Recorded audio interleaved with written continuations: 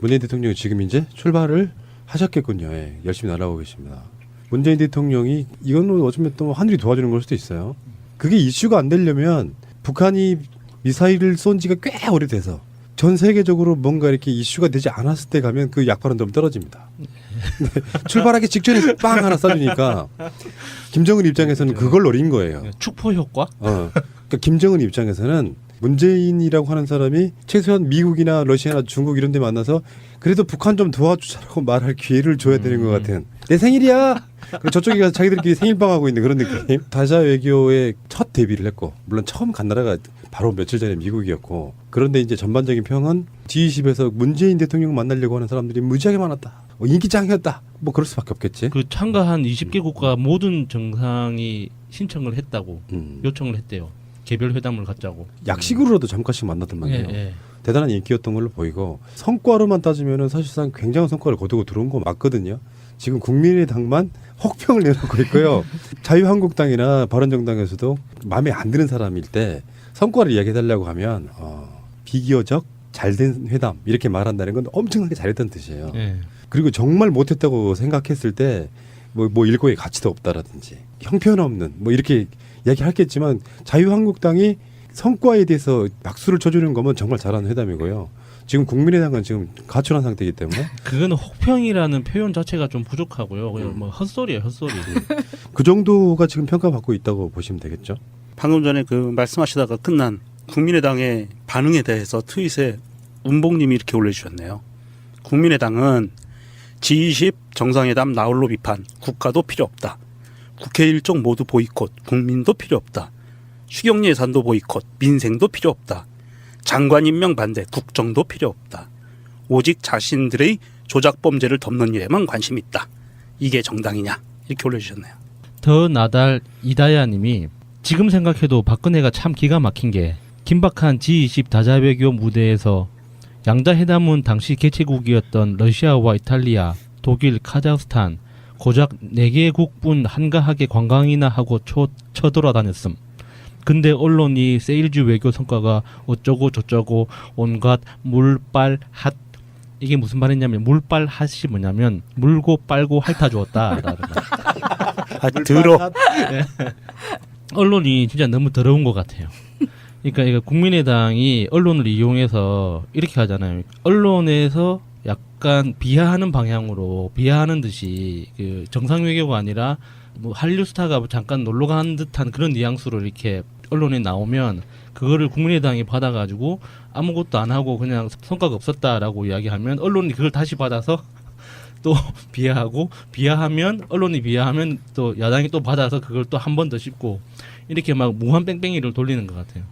그러니까 전체적인 흐름은 이렇게 봐요. 미국을 가장 먼저 가기는 했지만 박근혜가 망쳐놓은 외교를 한 건 어떤 의미냐면 미국이라고 하는 한 사람에 대해서만 열정적으로 사랑을 하다 보니 다른 사람들한테 기회가 없었던 거예요.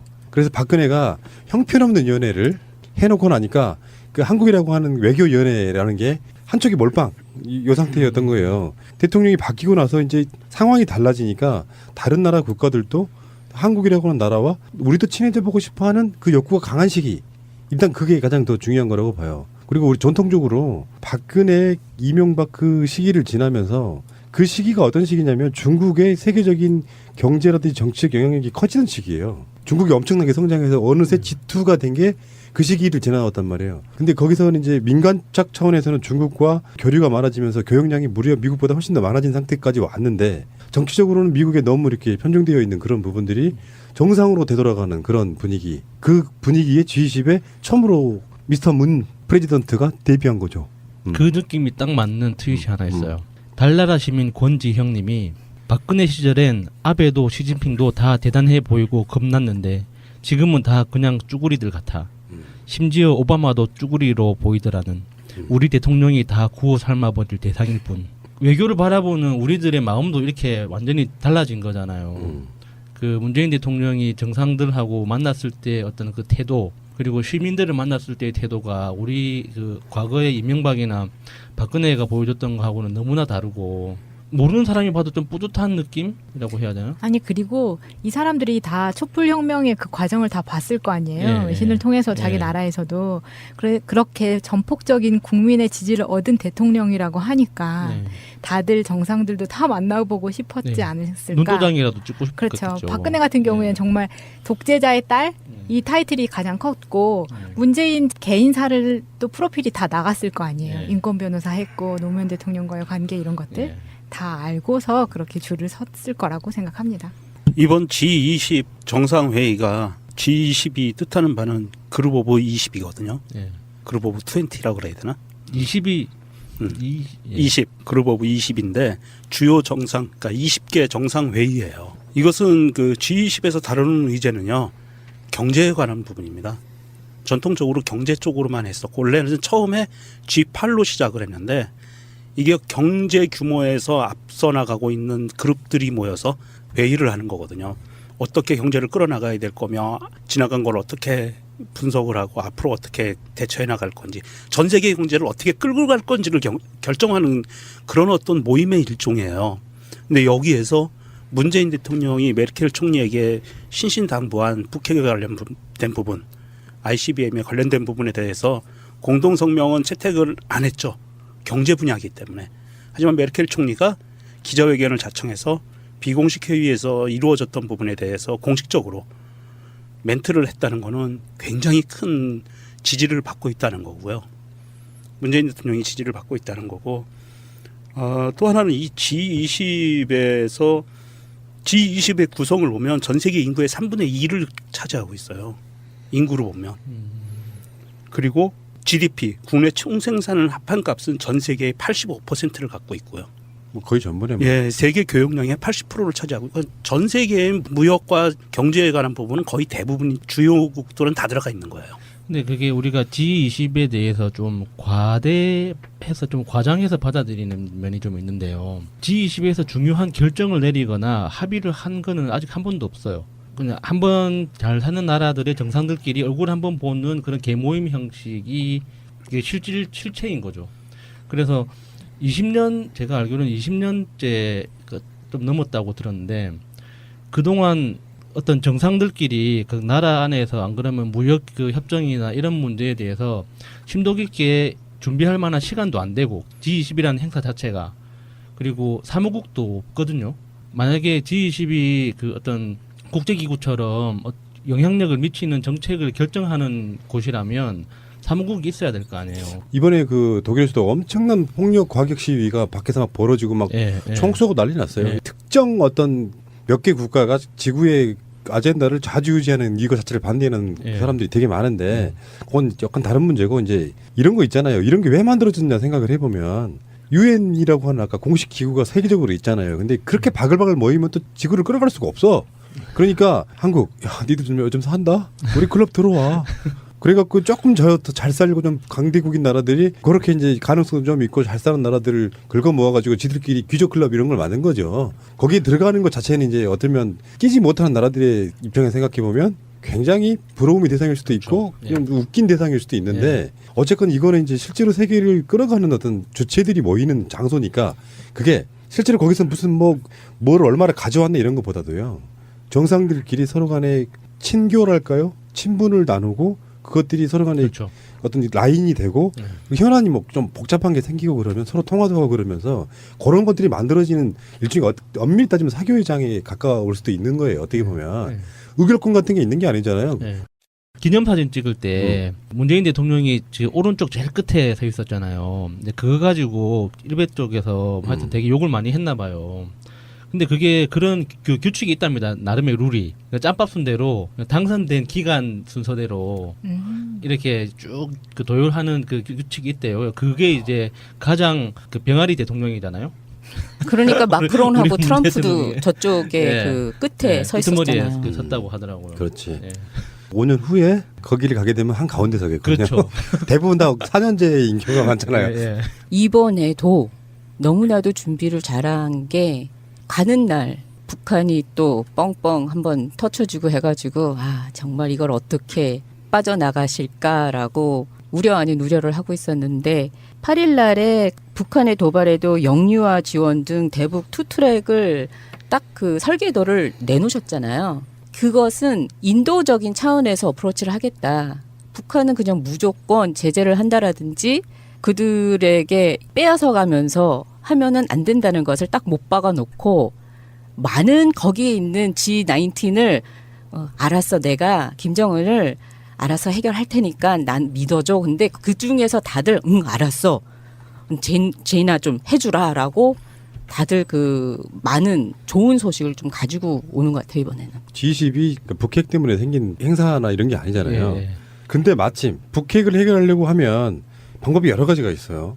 미국 방식으로 경제제재를 한다 이런 것도 있지만 더 가까운 혈맹이라고 불리우는 중국 같은 데에 도움을 청한다라든지. 근데 지금 김정은 입장에서는 그 말 안 들어. 나는 중국보다 미국 상대하고 싶어해. 이런 모양새란 말이에요. 그러니까 문재인 대통령 미국 갈 때도 언론들 이야기를 많이 했잖아요. 언론들이 쓰레기다. 있는 그대로만 받아들이면 되는 문제를 설레발쳐가면서 예를 들면 뭐 지금 G20 외교의 성과는 이렇게 했는데 성과는 이렇게 됐다. 괜찮아. 그러니까 전 세계적으로 북핵이라든지 등등의 것들에 있어서 이런 게 있단 말입니다. 문재인 대통령이 북한을 이기려고 외교를 한 게 아니에요. 뭐 미사일 쏘고 갔다는 이유는 문재인 대통령이 먼저 한 대 뒤통수 때리고 간 거예요. 김정은이. 우리 정은이 더 때리지 마. 우리가 때릴게라고 먼저 때리고 간 거란 말이에요. 미사일 훈련을 같이 했다는 건. 네. 그래 놓고 한반도 내에서 전쟁이 일어나기를 간절하게 바라지 않는다라고 강대국 정상들한테 다시 못 받고 온 거예요. 굉장히 훌륭한 얘기를 한 예. 거죠. 그 관점으로 일단 봐야 되고 트럼프나 시진핑이나 푸틴이나 뭐 아베나 이런 사람들을 만나가지고 국제 외교 무대에서 다시 한번 트럼프가 해준 말 북핵은 한국이 주도적으로 해결합시다. 요거를 한 번 더 확인도 받고 이런 과정으로 지금 외교를 잘 했는데 보수 언론들은 어떻게 보도를 하느냐.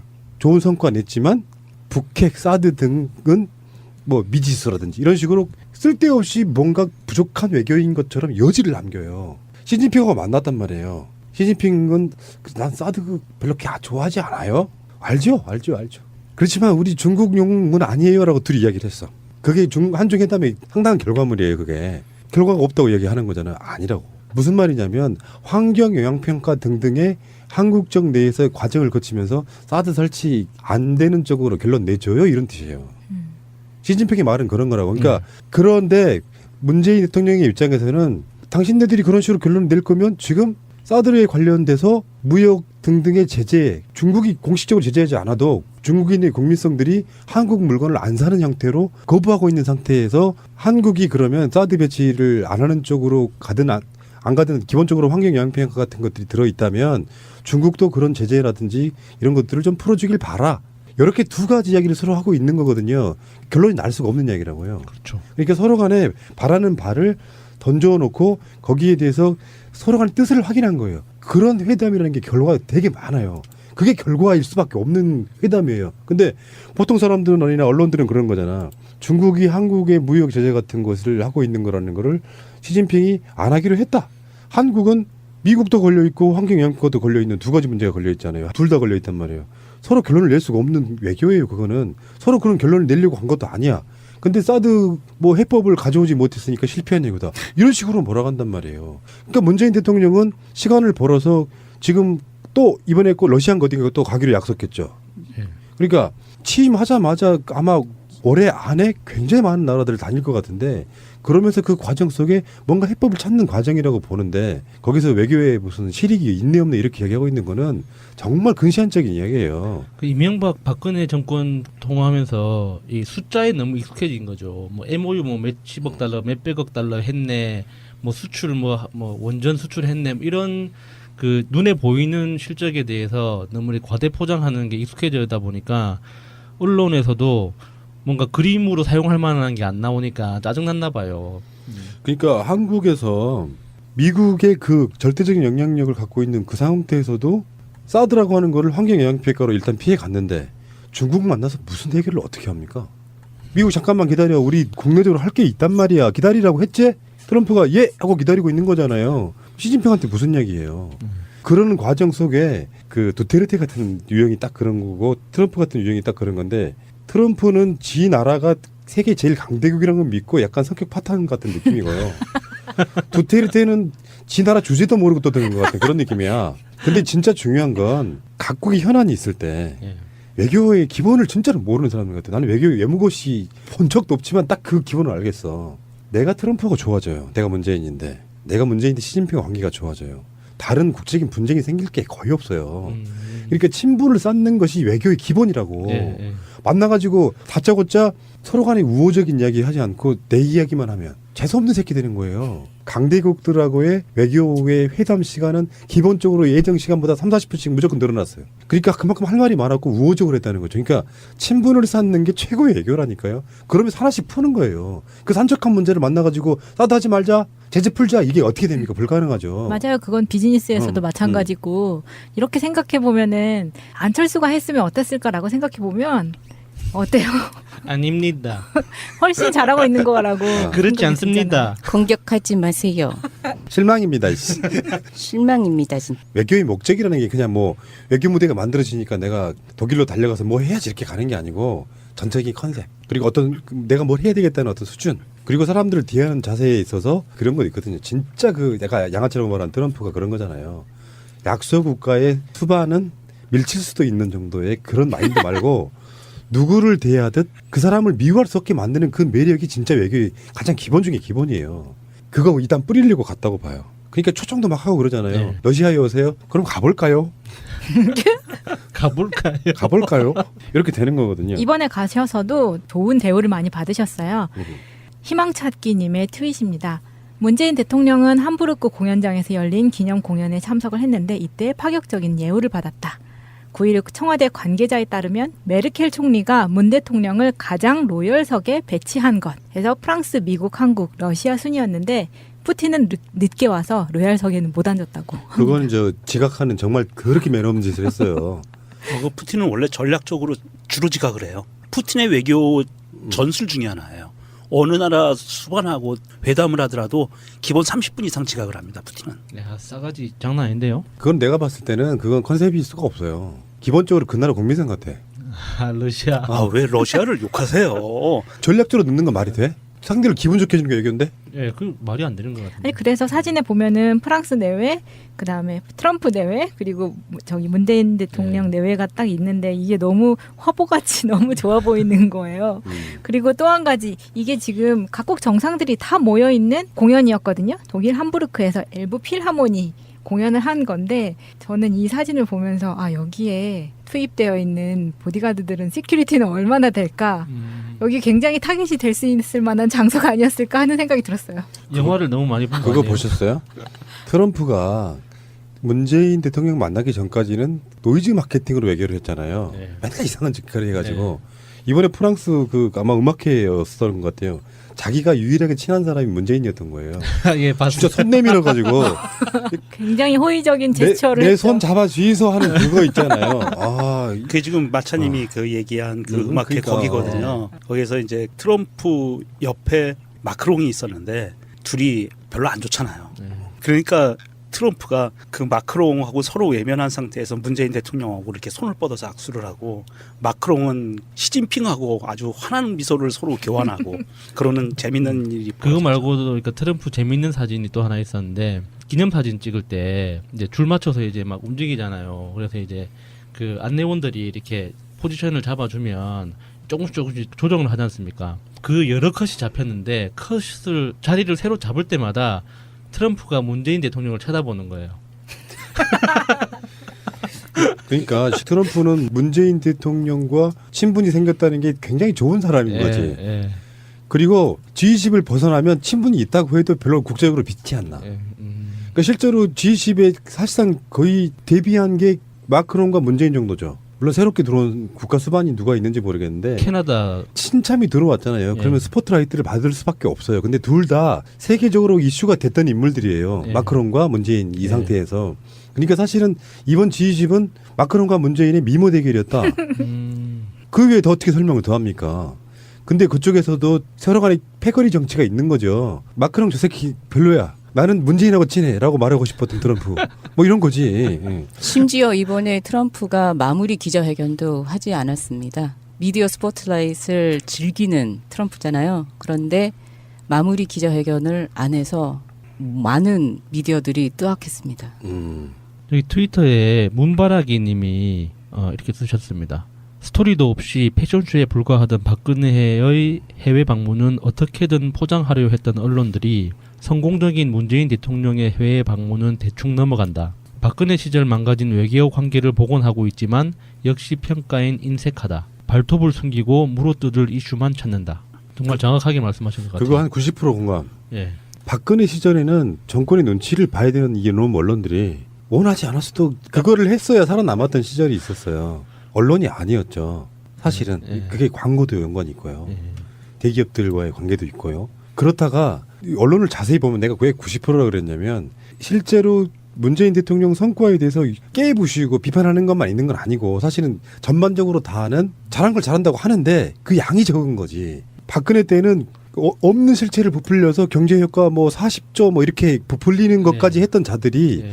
지금은 그런 기준으로 하면은 그 기사량의 50배는 더 남아야 되는 상황에서 딱 그것만 내보낸다는 거죠. 맞아요. 그 차이가 있는 거예요.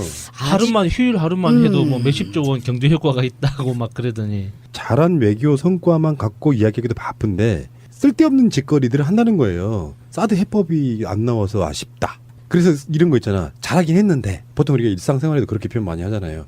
너 뭐 되게 마음에 잘하는데 근데 말이야 이건 어떡하고 그 얘기를 던지면 그게 핵심이 돼버리는 어떤 사회적인 관계라는 게 있잖아요. 그러니까요. 그 기계적인 중립이라도 스탠스를 가지고 있으면 이런 그 기레기라는 소리라도 안 듣는데 그래 핵이라도 좀 어떻게 했으면 좋겠는데가 아니고 그거 대신에 인도적인 차원에서 다른 그 해법을 내놓았다라는 것은 팩트예요. 그것까지를 써줘야 되는데 그것은 정말 눈 닦고 봐도 저기 아래 무슨 한 줄이 있을까 말까 하는데 메르켈이 이거에 대해서 굉장히 좋지 않게 생각을 했다라는 것이라든지 이상한 그런 기사들을 계속 쏟아내고 이번에 협상에 대해서는 정말 맞아요. 친목 모임 맞아요. 근데 그 친목 모임 때문에 전쟁이 일어나고 전쟁이 일어나지 않고도 합니다. 안 그래요?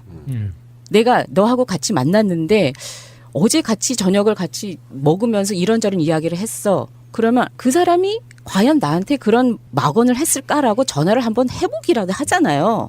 친목에서 같이 만났으면은 그런 자리인 거야.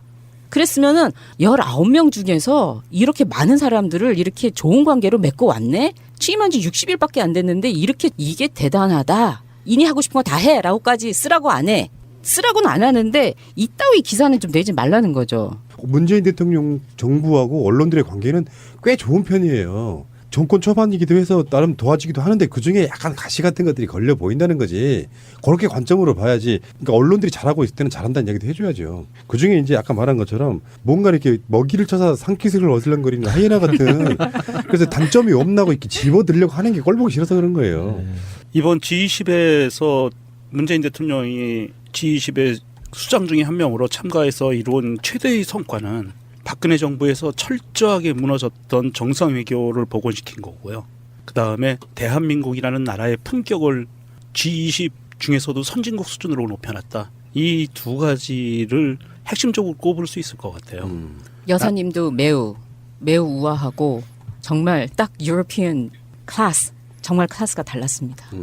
그냥 뭐 문재인 노용 방송이니까 문재인 외교를 무조건 잘한다고 한다? 웃기지 마십시오. 지금 실제로 문재인 대통령은 디테일이 강한 사람이다. 천재다 이렇게 말하고 싶지는 않은데요. 사람이건 나라건 국민이건 대하는 태도가 좋으니까 좋은 결과가 나오고 있는 거예요. 정권 초반이고 뭐 오용 방송이니까 문재인을 빠낸 거겠지 아니라고요. 기계적으로 까시는 분들 나는 좀 요즘에 분노하는데요. 그게 이제 언론이 아니라도 잘하는 건 잘한다고 이야기해주고요. 못하는 건 못한다고 이야기하면 누구도 그 사람들 욕하지 않아요. 맞습니다. 어떤 무조건 뭐 그 사람이 뭘 잘하는 거에 대해서는 뭐 이런 거야. 잘하면 당연히 저 정도는 해야 되는 거 아니야? 못하면 그럴 줄 알았어. 이 자세로 바라보니까 그러니까 이건 내가 보기에 병자들이에요. 병자들. 내가 그 패러다임이 바뀌었다고 항상 말씀드리는 이유가 문재인 정권이 성공하면 누구한테 줬습니까? 이런 게 보일 수 있잖아요. 뭔가 정말 잘못됐다. 방향성도 잘못됐고. 근데 이 사람들은 문재인 대통령을 어떻게 까냐면은 잘하고 있는 거 100가지 당연히 그래야지 라고 치부해놓고요. 100가지도 끼지도 못하는 카테고리 범주가 한참 하위 개념에 있는 것 같고 막 까대요. 잘못하고 있다고. 정권이라는 것이요. 장관만 20명에 가깝고 임명해줄 인사들만 수도 없이 많이 있잖아요. 그중에 한 사람 잘못 임명하면 좀 이상한 사람 나왔다 그러면 문재인 정권의 도덕성이 어쩌저쩌 이렇게 이야기를 하는 거예요. 그러니까 나중에 어떤 결과를 갖게 되냐면 그렇게 까는 자들과 일베와 원래 숨어있던 자유한국당 지지 세력과 이런 사람들이 뭉치면서 한 덩어리로 큰 규모의 파워가 돼버려서 개혁을 하면 좋은 내가 수혜를 볼 사람들이 합심해서 개혁을 하고 있는 그 정권을 공격하게 되는 그런 효과를 갖고 있단 말이죠. 그래서 정권 초기에는 웬만한 걸로 안 까는 거예요. 개혁 경력이 있을 때 막 밀어붙이게 해줘야 되는데 지금 오늘 방송은 오늘이 9일이잖아요. 딱 2달 됐습니다. 대통령 선거가 네, 있었던지. 2달 동안 이 정도 하면 난 어마어마하게 잘했다고 생각을 하거든요. 네. 근데 2달 동안 문재인만 깠던 사람들이 민주진보에 있단 말이에요. 그게 난 도저히 이해를 할 수 없다. 그 바보 같은 짓을 왜 하고 삽니까? 그래서 누구 1호라고? 홍준표? 제발 전혀 도움이 안 된다는 말씀 드려보고 싶고요. 그런 사람들이 그게 어떤 싸움의 아젠다의 본질의 핵이면 그것은 제가 봤을 때는요. 그냥 병인 거예요. 병. 비판하는 것이 마치 대단한 것이나 되느냐? 아니다. 제 패러다임이 바뀌었어요. 언론의 패러다임이. 이런 거 있잖아. 빈대 한 마리 잡으려고 초가상감 태우지 마라. 빈대가 있으면 그 빈대 그냥 이렇게 조용히 끄집어내거나 초가상만 살게 내버려 둬요. 괜찮아요. 화장실 가서 사진 못 찍은 박근혜나 가방 때문에 그 악수도 못한 박근혜 때문에 정말 창피해서 얼굴 들기가 너무너무 싫었는데 취임한 지 60일 만에 정말 떳떳하게 다닐 수 있는 우리 대한민국인들과 해외 동포들이 자랑스럽습니다. 이 와중에 마크롱과 그 같이 항상 묻혀가고 싶어 하시는 분이 하나 있어요. 우리나라 정치인 중에 마크롱과 자기를 동일시하시는 분이 아이씨. 있고 싫어. 싫어하지 마. 그분의 지지자가 트윗을 올린 거를 제가 잠깐 읽어드리겠습니다. 이게 누군데요? 열받아도 조금 참으세요. 잘 성서연이라는 사람이 올렸는데요. 이 거짓과 진실을 교묘히 섞은 겁니다. 이건 굉장히 우리가 흔히 보던 공작질이에요. 프랑스에서도 올랑도가 나라 망국 수준으로 말아먹고 지금 마크롱이 집권했음. 이거 거짓이죠. 마크롱 때문에 나라를 망가진 그걸 올랑도가 망한 거예요. 그리고 마크롱이 대통령 된 거거든요. 올랑도라는 사람이 폈던 좌파적인 정책을 마크롱이 친재벌적인 정책으로 완전히 망가뜨려 버렸어요. 재무장관 하면서. 그런 적이 있었고요. 우리나라도 프랑스처럼 무능멍청한 심한 좌파 좀비들이 나라를 망국 수준으로 말아먹으면 그걸 수습하고 회복시킬 대안은 바로 안철수 대통령님. 이런 트윗을 올렸네요. 세계적인 경제라든지 정치적 영향력이 커지는 시기예요. 중국이 엄청나게 성장해서 어느새 G2가 된 게 그 시기를 지나왔단 말이에요. 근데 거기서는 이제 민간적 차원에서는 중국과 교류가 많아지면서 교역량이 무려 미국보다 훨씬 더 많아진 상태까지 왔는데 정치적으로는 미국에 너무 이렇게 편중되어 있는 그런 부분들이 정상으로 되돌아가는 그런 분위기. 그 분위기에 G20에 처음으로 미스터 문 프레지던트가 데뷔한 거죠. 그 느낌이 딱 맞는 트윗이 하나 있어요. 달나라 시민 권지형님이 박근혜 시절엔 아베도 시진핑도 다 대단해 보이고 겁났는데 지금은 다 그냥 쭈구리들 같아. 심지어 오바마도 쭈구리로 보이더라는.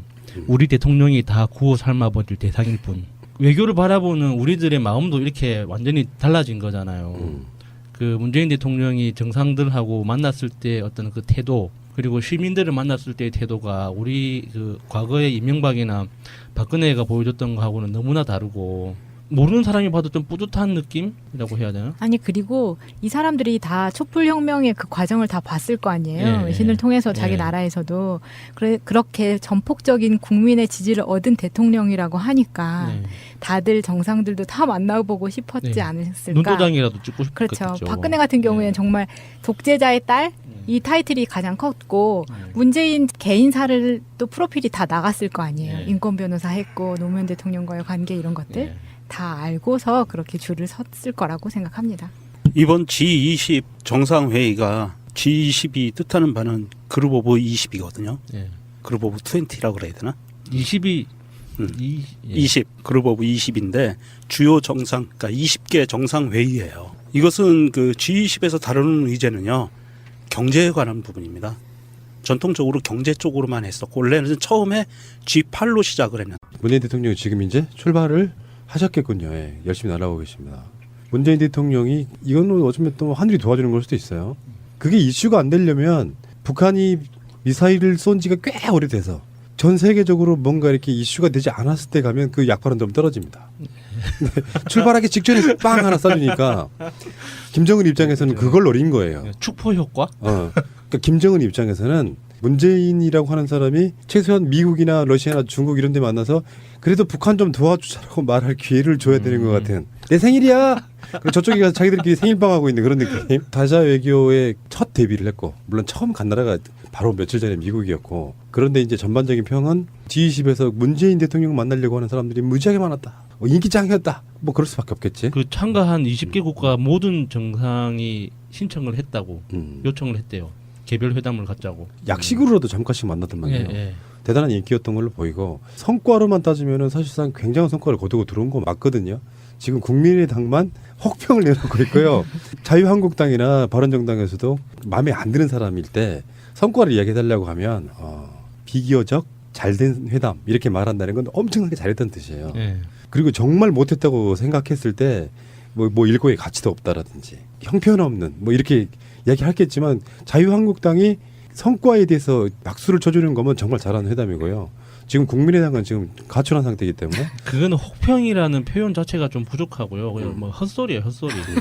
그 정도가 지금 평가받고 있다고 보시면 되겠죠. 방금 전에 그 말씀하시다가 끝난 국민의당의 반응에 대해서 트윗에 운봉님이 이렇게 올려주셨네요. 국민의당은 G20 정상회담 나홀로 비판, 국가도 필요 없다. 국회 일정 모두 보이콧, 국민도 필요 없다. 추경 예산도 보이콧. 하는 곳이라면 사무국이 있어야 될 거 아니에요. 이번에 그 독일에서도 엄청난 폭력 과격 시위가 밖에서 막 벌어지고 막 총 쏘고 난리 났어요. 예. 특정 어떤 몇 개 국가가 지구의 아젠다를 좌지우지하는 이거 자체를 반대하는 예. 사람들이 되게 많은데 그건 약간 다른 문제고 이제 이런 거 있잖아요. 이런 게 왜 만들어졌냐 생각을 해보면 유엔이라고 하는 아까 공식 기구가 세계적으로 있잖아요. 근데 그렇게 바글바글 모이면 또 지구를 끌어갈 수가 없어. 그러니까 한국 야 니들 좀 요즘 산다? 우리 클럽 들어와. 그래갖고 조금 더 잘 살고 좀 강대국인 나라들이 그렇게 이제 가능성 좀 있고 잘 사는 나라들을 긁어 모아가지고 지들끼리 귀족 클럽 이런 걸 만든 거죠. 거기에 들어가는 것 자체는 이제 어쩌면 끼지 못하는 나라들의 입장에 생각해 보면 굉장히 부러움의 대상일 수도 있고 그렇죠. 그냥 웃긴 대상일 수도 있는데 어쨌건 이거는 이제 실제로 세계를 끌어가는 어떤 주체들이 모이는 장소니까 그게 실제로 거기서 무슨 뭘 얼마나 가져왔네 이런 것보다도요. 정상들끼리 서로 간에 친교랄까요? 친분을 나누고 그것들이 서로 간에 그렇죠. 어떤 라인이 되고 현안이 뭐 좀 복잡한 게 생기고 그러면 서로 통화도 하고 그러면서 그런 것들이 만들어지는 일종의 엄밀히 따지면 사교회장에 가까울 수도 있는 거예요. 어떻게 보면 의결권 같은 게 있는 게 아니잖아요. 네. 기념사진 찍을 때 문재인 대통령이 지금 오른쪽 제일 끝에 서 있었잖아요. 근데 그거 가지고 일베 쪽에서 하여튼 되게 욕을 많이 했나 봐요. 근데 그게 그런 그 규칙이 있답니다. 나름의 룰이. 그러니까 짬밥 순대로 당선된 기간 순서대로 이렇게 쭉 그 도열하는 그 규칙이 있대요. 그게 이제 가장 그 병아리 대통령이잖아요. 그러니까 마크론하고 우리 트럼프도 대통령이. 저쪽에 네. 그 끝에 서 이트머리에 있었잖아요. 그 섰다고 하더라고요. 그렇지. 예. 5년 후에 거기를 가게 되면 한 가운데 서겠거든요. 그렇죠. 대부분 다 4년제 인교가 많잖아요. 예, 예. 이번에도 너무나도 준비를 잘한 게 가는 민생도 필요 없다. 장관 임명 반대, 국정도 필요 없다. 오직 자신들의 조작 범죄를 덮는 일에만 관심이 있다. 이게 정당이냐? 이렇게 올려주셨네요. 더 나달 이다야님이 지금 생각해도 박근혜가 참 기가 막힌 게 긴박한 G20 다자외교 무대에서 양자회담은 당시 개최국이었던 러시아와 이탈리아, 독일, 카자흐스탄 고작 4개국뿐 한가하게 관광이나 하고 쳐돌아다녔음. 근데 언론이 세일즈 외교 성과가 어쩌고 저쩌고 온갖 물빨 핫 이게 무슨 말이냐면 물빨 핫이 뭐냐면 물고 빨고 핥아주었다. 아, 들어. 언론이 진짜 너무 더러운 것 같아요. 그러니까 이거 국민의당이 언론을 이용해서 이렇게 하잖아요. 언론에서 약간 비하하는 방향으로 비하하는 듯이 그 정상 외교가 아니라 뭐 한류 스타가 잠깐 놀러 간 듯한 그런 뉘앙스로 이렇게 언론에 나오면 그거를 국민의당이 받아가지고 아무것도 안 하고 그냥 성과가 없었다라고 이야기하면 언론이 그걸 다시 받아서 또 비하하고 비하하면 언론이 비하하면 또 야당이 또 받아서 그걸 또 한 번 더 씹고 이렇게 막 무한 뺑뺑이를 돌리는 것 같아요. 그러니까 전체적인 흐름은 이렇게 봐요. 미국을 가장 먼저 가기는 했지만 박근혜가 망쳐놓은 외교라는 건 어떤 의미냐면 미국이라고 하는 한 한 사람에 대해서만 열정적으로 사랑을 하다 보니 다른 사람들한테 기회가 없었던 거예요. 그래서 박근혜가 형편없는 연애를 해놓고 나니까 그 한국이라고 하는 외교 연애라는 게 한쪽이 몰빵 요 상태였던 거예요. 대통령이 바뀌고 나서 이제 상황이 달라지니까 다른 나라 국가들도 한국이라고 하는 나라와 우리도 친해져 보고 싶어하는 그 욕구가 강한 시기. 일단 그게 가장 더 중요한 거라고 봐요. 그리고 우리 전통적으로 박근혜, 이명박 그 시기를 지나면서 그 시기가 어떤 시기냐면 중국의 세계 근데 이게 경제 규모에서 앞서 나가고 있는 그룹들이 모여서 회의를 하는 거거든요. 어떻게 경제를 끌어나가야 될 거며 지나간 걸 어떻게 분석을 하고 앞으로 어떻게 대처해 나갈 건지 전 세계 경제를 어떻게 끌고 갈 건지를 결정하는 그런 어떤 모임의 일종이에요. 근데 여기에서 문재인 대통령이 메르켈 총리에게 신신당부한 북핵에 관련된 부분, ICBM에 관련된 부분에 대해서 공동성명은 채택을 안 했죠. 경제 분야이기 때문에. 하지만 메르켈 총리가 기자회견을 자청해서 비공식 회의에서 이루어졌던 부분에 대해서 공식적으로 멘트를 했다는 것은 굉장히 큰 지지를 받고 있다는 거고요. 문재인 대통령이 지지를 받고 있다는 거고 또 하나는 이 G20의 구성을 보면 전 세계 인구의 3분의 2를 차지하고 있어요. 인구로 보면. 그리고 GDP, 국내 총생산을 합한 값은 전 세계의 85%를 갖고 있고요. 뭐 거의 전부네. 뭐. 예, 세계 교역량의 80%를 차지하고 있고 전 세계의 무역과 경제에 관한 부분은 거의 대부분 주요국들은 다 들어가 있는 거예요. 근데 그게 우리가 G20에 대해서 좀 과대해서 좀 과장해서 받아들이는 면이 좀 있는데요. G20에서 중요한 결정을 내리거나 합의를 한 거는 아직 한 번도 없어요. 그냥 한번 잘 사는 나라들의 정상들끼리 얼굴 한번 보는 그런 개모임 형식이 이게 실체인 거죠. 그래서 20년 제가 알기로는 20년째 좀 넘었다고 들었는데 그동안 어떤 정상들끼리 그 나라 안에서 안 그러면 무역 그 협정이나 이런 문제에 대해서 심도 깊게 준비할 만한 시간도 안 되고 G20이라는 행사 자체가 그리고 사무국도 없거든요. 만약에 G20이 그 어떤 국제기구처럼 영향력을 미치는 정책을 결정